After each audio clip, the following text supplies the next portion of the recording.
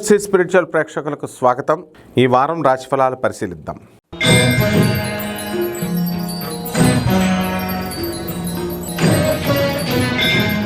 ధనుస్సు రాశి.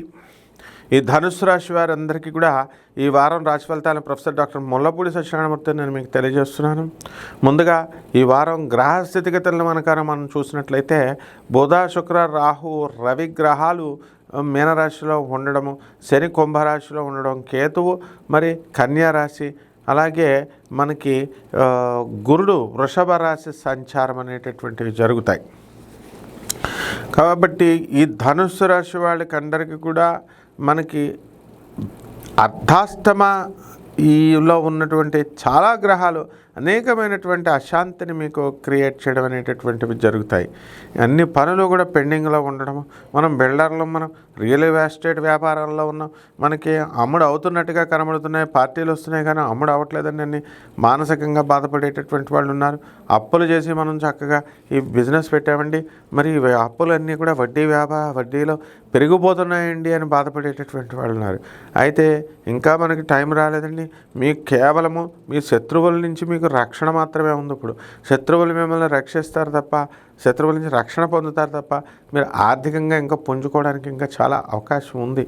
అలాగే ఈ యొక్క ధనుసు రాశి వారికి అందరికీ కూడా ఆయుర్దాయం మీద ఎక్కువ ఇంట్రెస్ట్ అనేటటువంటిది కొత్తగా పుడుతుంది, ఆరోగ్యం మీద.